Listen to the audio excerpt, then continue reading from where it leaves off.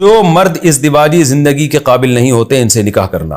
دیکھیں مرد اگر ازدواجی زندگی کے لائق ہی نہ ہو, اس میں سیکشول ڈیزائرز ہی نہ ہو یا سیکشول پاور ہی نہ ہو, تو ایسے مرد کے لیے شادی حرام ہے, ناجائز ہے. اگر وہ شادی کرتا ہے تو پہلے بتا دے کہ بھئی میرے اندر یہ کوئی بیماری کی وجہ سے یا کسی بھی وجہ سے یہ ڈیزائرز ختم ہو چکی ہیں, تو پہلے لڑکی کو بتا دے تاکہ لڑکی کے ساتھ دھوکہ نہ ہو, اس کو نقصان نہ ہو, پہلے بتا دے. پھر کوئی لڑکی نکاح کرنا چاہے تو کر لے, وہ ان کی آپس کی انڈرسٹینڈنگ ہے. لیکن اگر وہ نکاح دھوکہ نہ دے کسی کو, کیونکہ بہت سی لڑکیوں کے ساتھ دھوکہ ہوا ہے, بعد میں ان کی زندگیاں تباہ ہو جاتی ہیں. یہ تو اس مرد کے لیے جو پہلے سے نامرد ہو. بعض دفعہ یہ ہوتا ہے کہ شادی ہو گئی, اچھی بھلی زندگی گزر رہی تھی, پھر مرد میں آہستہ آہستہ وہ ڈیزائرز ختم ہو گئی.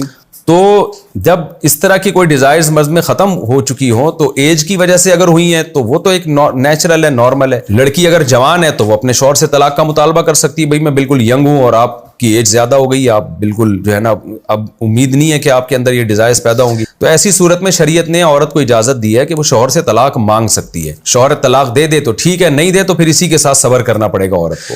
اب سوال پیدا ہوتا ہے اس میں عورت کا کیا قصور ہے؟ تو بھائی قصور یہ ہے کہ آپ کو پہلے سوچنا چاہیے تھا نا, آپ شادی کس سے کر رہی ہو. اتنے ایجڈ آدمی سے جب آپ شادی کر رہی ہو تو یہ سوچنا چاہیے کہ یہ بیچارہ 5-6 سال کے بعد نہیں جو ہے نا یہ اس بات کا امکان موجود ہے کہ ہو سکتا ہے اس میں ڈیزائرز ختم ہو جائیں.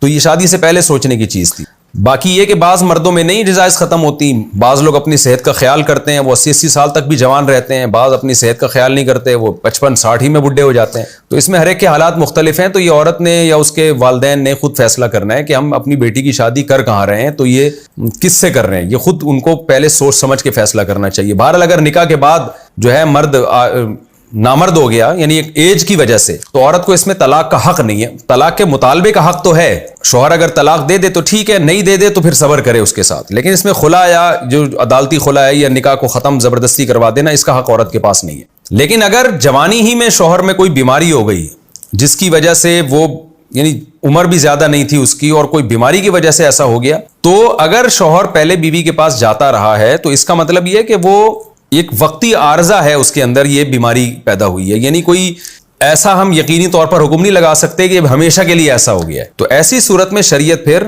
شوہر کو علاج کی مہلت دیتی ہے. پھر ایسی صورت میں بھی عورت کو طلاق کا حق حاصل نہیں ہے.